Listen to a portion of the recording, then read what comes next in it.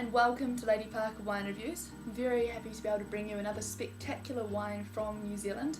This time we're tasting from the North Island, actually, in the wine growing region of Gisborne on the east coast of the North Island.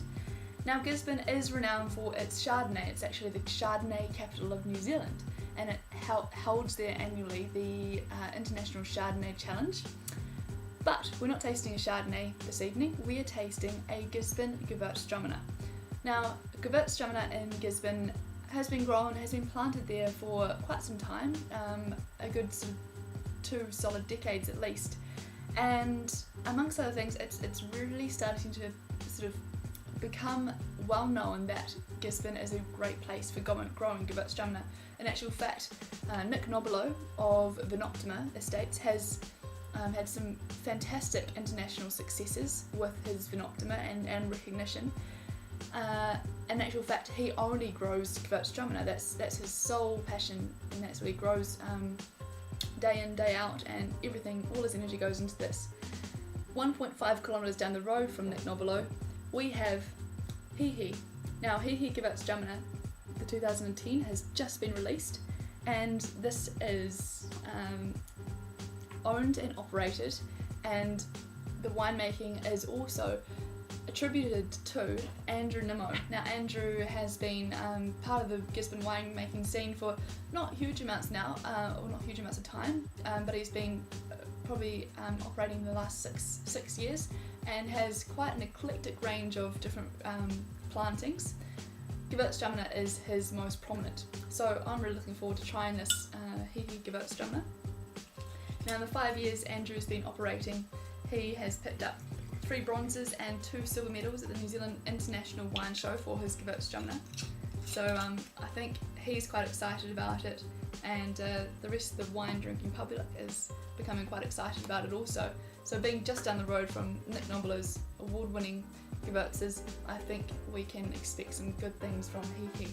So pouring out in the glass there, we've got this sort of nice mid to pale straw colour, a little bit of colour there, which is quite nice coming from that lovely Gewurztraminer grape, the lovely skins that they have. Giving a swirl, let's have a smell. Now that is deliciously aromatic. I mean, Gewurztraminer is definitely one of the more aromatic varieties. It is an aromatic wine. So I'm getting some lovely honeydew melon sort of spectrum coming through. Definitely some lychee, which is also quite characteristic of Gewurztraminer.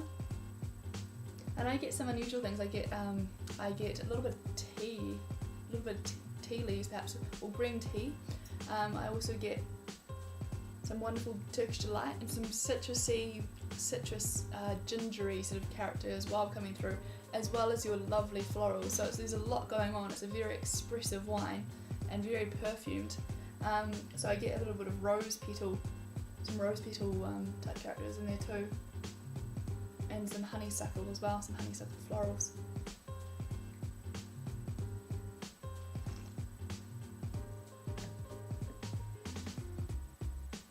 And on the palate, it's lovely. It's got a nice clean acidity. It's not at all baggy. Often Gewurztraminer can have this really overly syrupy character, and if the acidity is not right, if the acidity level is not there, it can just sort of fall down and really just fall flat on your palate. But that is stunning, because that has got a nice amount of acidity. The syrupy, lovely texture is still there, and that transforms, and it's sort of almost an lovely ethereal texture that sort of envelops your palate. It's beautiful.